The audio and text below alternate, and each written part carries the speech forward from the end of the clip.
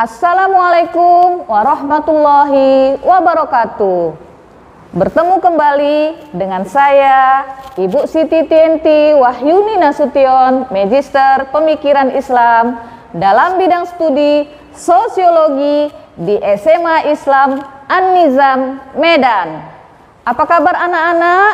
Semoga semua dalam keadaan sehat walafiat, tetap semangat belajar sosiologi. Karena sosiologi wonderful. Yang kita bahas pada hari ini adalah masalah sosial di Indonesia. Anak-anak ibu yang ibu sayangi, sebagai negara berkembang yang memiliki tingkat populasi yang sangat tinggi, Indonesia memiliki segudang masalah sosial yang sangat kompleks. Harus kita akui bahwa tidak mudah untuk menyelesaikan masalah sosial Indonesia. Kenapa? Karena dibutuhkan konsep serta pelaksanaan yang sangat matang. Oleh karena itu, pemerintah harus cermat dalam menyelesaikan masalah sosial Indonesia dengan cara membereskan akar dari permasalahan-permasalahan sosial tersebut. Berikut ini adalah beberapa masalah sosial di Indonesia. Yang pertama, kemiskinan. Anak-anak, perlu kita ketahui ya, bahwa di dalam suatu negara pastilah terdapat tantangan besar di dalam kehidupan bermasyarakat. Salah satu tantangan tersebut adalah kemiskinan.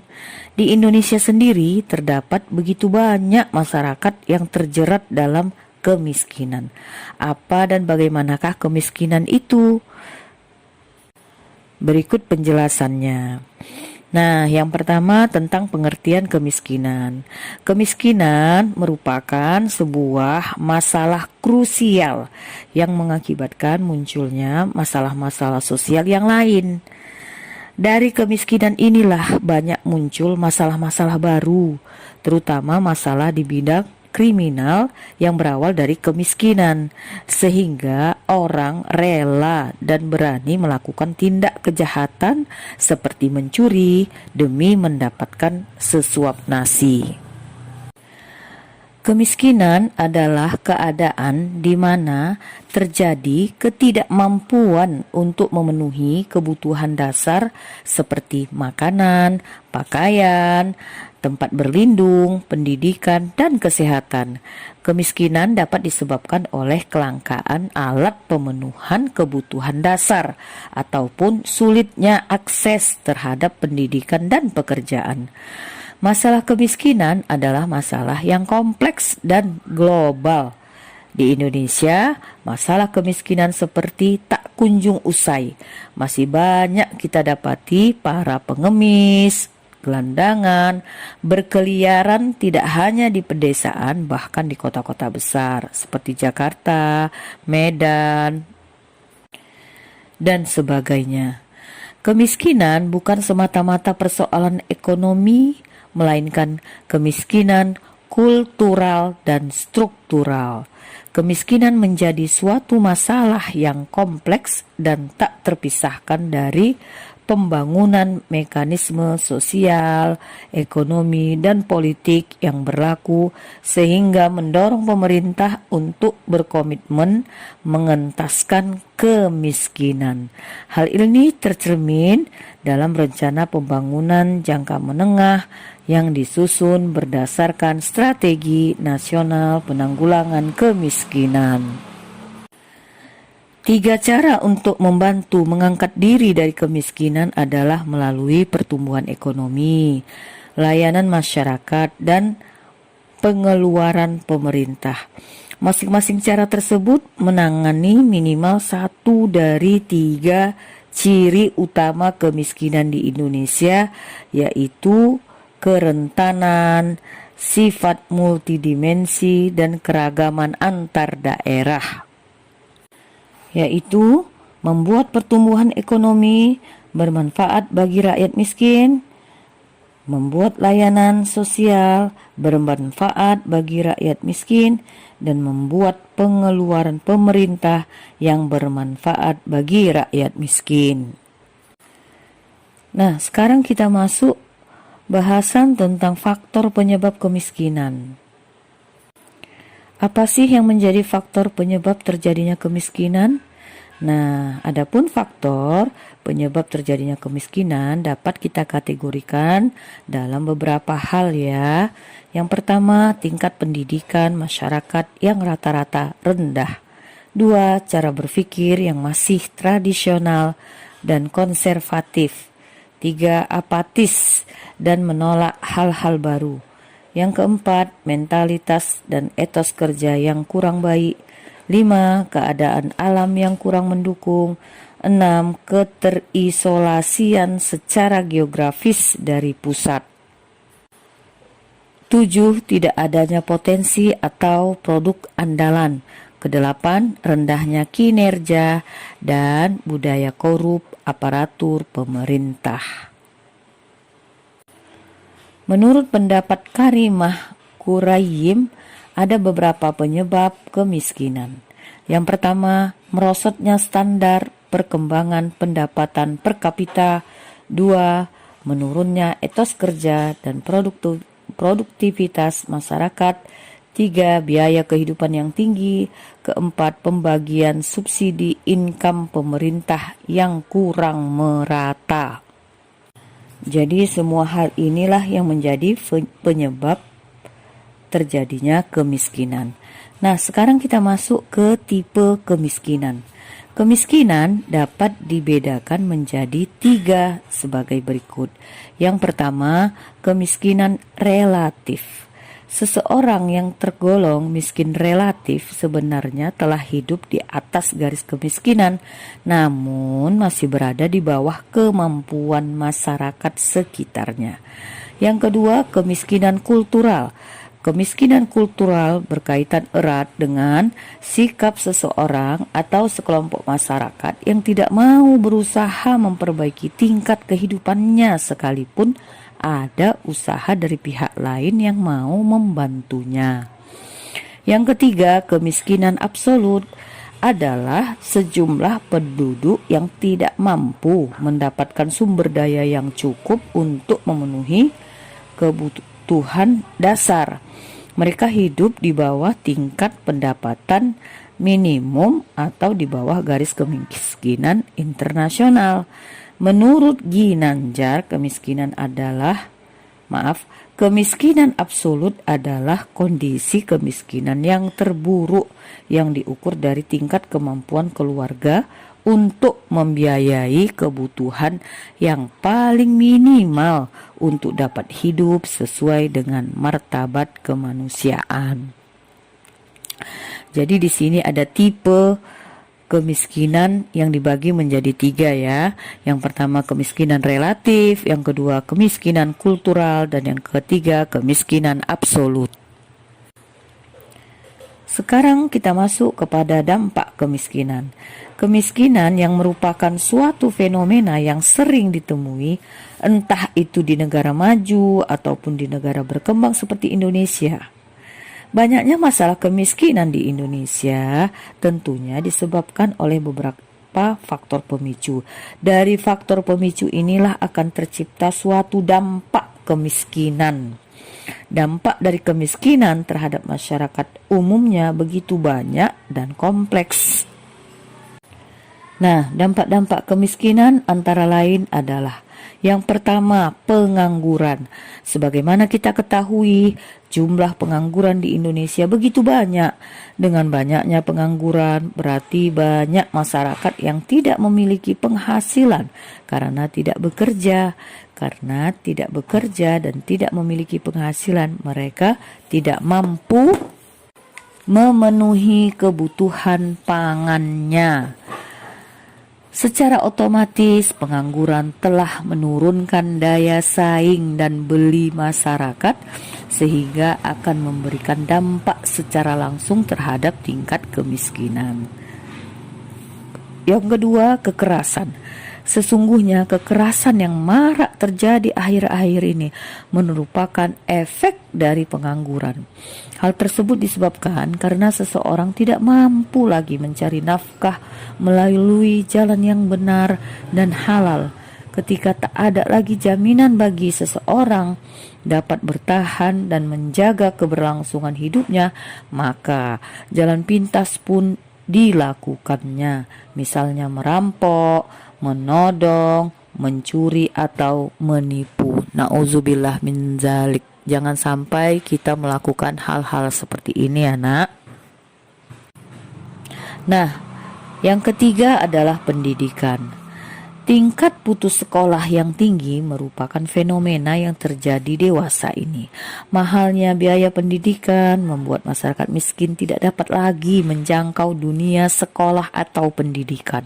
Jelas mereka tak dapat menjangkau dunia pendidikan yang sangat mahal karena untuk makan saja 1 kali sehari misalnya mereka kesulitan. Akhirnya kondisi masyarakat miskin semakin terpuruk lebih dalam. Tingginya tingkat putus sekolah berdampak pada rendahnya tingkat pendidikan seseorang. Dengan begitu akan mengurangi kesempatan seseorang mendapatkan pekerjaan yang lebih baik. Ini akan menyebabkan bertambahnya pengangguran akibat tidak mampu bersaing di era globalisasi yang menuntut keterampilan di segala bidang. Berikut adalah kesehatan. Seperti kita ketahui, biaya pengobatan sekarang juga sangat mahal. Hampir setiap klinik pengobatan, apalagi rumah sakit swasta menerapkan tarif atau ongkos pengobatan yang mahal. Sehingga biayanya bisa saja atau tak terjangkau oleh kalangan miskin. Karena biaya yang mahal berdampaklah kepada masyarakat yang masuk dalam kategori miskin. Dampak yang ditimbulkan inilah yang semakin memperparah kehidupan masyarakat miskin. Mereka kehilangan hak untuk mendapat fasilitas kesehatan karena mereka tidak mempunyai dana untuk membayar. Nah, yang selanjutnya nak, konflik sosial bernuansa SARA, SARA, SARA. Tanpa bersikap munafik, konflik SARA masih muncul akibat ketidakpuasan dan kekecewaan atas kondisi miskin yang akut. Hal ini menjadi bukti lain dari kemiskinan yang dialami. Semuanya ini adalah ekspresi berontakan identitas diri setiap individu. Semuanya ini adalah ekspresi berontakan identitas diri setiap individu. Terlebih lagi fenomena bencana alam yang kerap melanda negeri ini yang berdampak langsung terhadap meningkatnya jumlah orang miskin. Kesemuanya menambah deret panjang daftar kemiskinan dan semuanya terjadi hampir merata di setiap daerah di Indonesia, baik di pedesaan maupun perkotaan. Kemiskinan memang merupakan permasalahan yang kompleks dan perlu diatasi dengan melibatkan peran serta orang banyak. Kemiskinan timbul karena ada sebagian masyarakat yang belum ikut serta dalam pembangunan sehingga belum dapat menikmati hasil pembangunan secara memadai. Nah, sekarang kita membahas tentang solusi pemecahan masalah kemiskinan. Pada prinsipnya, pemerintah dalam program pembangunannya telah menjadikan kemiskinan sebagai salah satu faktor utamanya. Program umum pemerintah sendiri adalah program pembangunan yang berfokus pada pengentasan kemiskinan, peningkatan pertumbuhan ekonomi, dan perluasan lapangan kerja.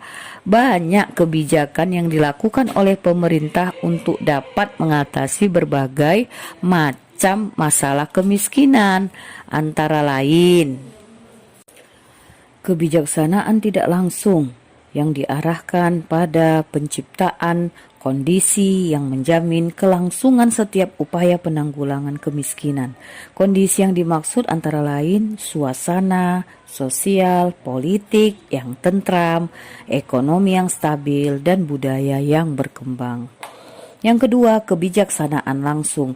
Di sini kebijaksanaan diarahkan kepada peningkatan peran serta dan produktivitas sumber daya manusia, khususnya golongan masyarakat berpendapatan rendah. Selain cara di atas, kemiskinan juga dapat diatasi dengan yang pertama bantuan kemiskinan, yang kedua bantuan terhadap keadaan individu, dan yang ketiga persiapan bagi yang lemah. Nah, itulah semua bahasan kita tentang kemiskinan. Nah, yang kedua masuklah kita bahasan tentang perilaku kekerasan. Nah, anak-anak yang ibu sayangi, istilah kekerasan atau violence berasal dari bahasa Latin yang artinya kekuasaan atau berkuasa. Secara terminologi, kekerasan didefinisikan sebagai perilaku pihak yang terlibat konflik yang bisa melukai lawan konflik untuk memenangkan konflik. Kekerasan adalah konflik yang tidak terkendali oleh masyarakat dan mengabaikan norma serta nilai yang ada sehingga berwujud tindakan yang merusak. Perilaku kekerasan adalah suatu keadaan di mana seseorang melakukan tindakan yang dapat membahayakan secara fisik baik terhadap diri sendiri, orang lain maupun lingkungan. Perilaku kekerasan merupakan suatu bentuk perilaku yang bertujuan untuk melukai seseorang secara fisik ataupun psikologis. Perilaku kekerasan adalah suatu perilaku yang menunjukkan sikap bermusuhan terhadap diri sendiri, orang lain maupun lingkungannya dan dapat membuat kerusakan. Berikut pengertian kekerasan menurut beberapa sosiolog. Yang pertama, Thomas Hobbes. Kekerasan merupakan sesuatu yang alamiah dalam manusia. Menurut Stuart dan Sundin, perilaku kekerasan atau tindak kekerasan merupakan ungkapan perasaan marah dan permusuhan yang mengakibatkan hilangnya kontrol diri di mana individu bisa berperilaku menyerang atau melakukan suatu tindakan yang dapat membahayakan diri sendiri, orang lain, dan lingkungan. Yang ketiga, menurut Kaplan dan Sundin, perilaku kekerasan adalah suatu keadaan di mana seseorang melakukan tindakan yang dapat membahayakan secara fisik baik terhadap diri sendiri, orang lain maupun lingkungan. Yang keempat, menurut J.Z. Rousseau, kekerasan yang dilakukan bukan merupakan sifat murni manusia. Yang kelima, James B. Rule, kekerasan merupakan manifestasi naluri bersama atau gerakan naluri primitif yang menciptakan kondisi-kondisi tindakan massa. Nah, anak-anak, perlu kita ketahui ya bahwa kekerasan dapat dilakukan oleh perseorangan maupun secara berkelompok, secara serampangan, atau dalam kondisi terdesak atau dalam kondisi terorganisasi.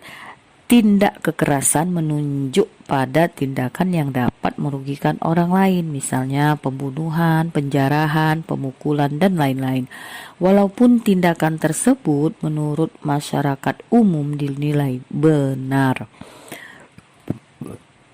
Pada dasarnya, kekerasan diartikan sebagai perilaku dengan sengaja maupun tidak sengaja yang ditujukan untuk mencederai atau merusak orang lain, baik berupa serangan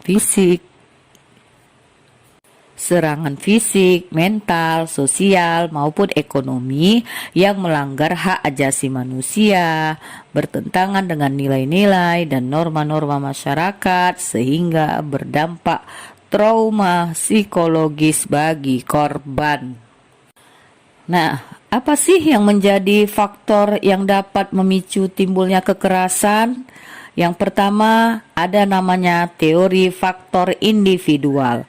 Beberapa ahli berpendapat bahwa setiap perilaku kelompok termasuk perilaku kekerasan selalu berawal dari perilaku individu. Faktor penyebab dari perilaku kekerasan adalah faktor pribadi dan faktor sosial. Faktor pribadi meliputi kelainan jiwa. Faktor yang bersifat sosial antara lain konflik rumah tangga, faktor budaya, dan faktor media massa. Yang kedua, teori faktor kelompok. Di sini individu cenderung membentuk kelompok dengan mengedepankan identitas berdasarkan persamaan ras, agama, atau etnik. Identitas kelompok inilah yang cenderung dibawa ketika seseorang berinteraksi dengan orang lain. Benturan antara identitas kelompok yang berbeda sering menjadi penyebab kekerasan. Yang ketiga, teori dinamika kelompok. Menurut teori ini, kekerasan timbul karena adanya deprivasi relatif yang terjadi dalam kelompok atau masyarakat. Apa artinya? Artinya perubahan-perubahan sosial yang terjadi demikian cepat dalam sebuah masyarakat tidak mampu ditanggap dengan seimbang oleh sistem sosial dan masyarakatnya. Tidak dimungkiri tindak kekerasan sering terjadi dalam kehidupan masyarakat.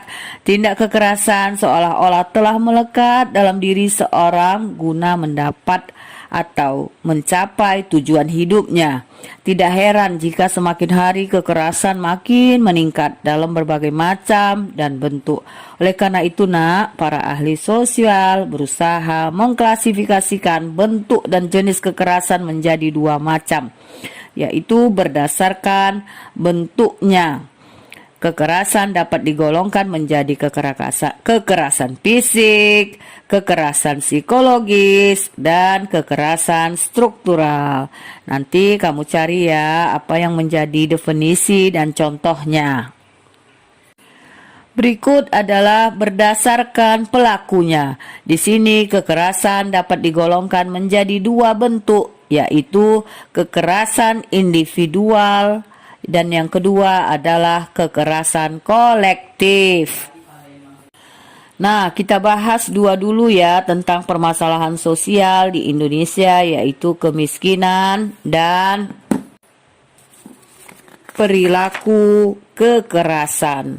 Semoga kita dapat mengambil hikmah bijaksana dalam mengatasi semua permasalahan yang ada di negara kita ini. Wallahu a'lam bishawab.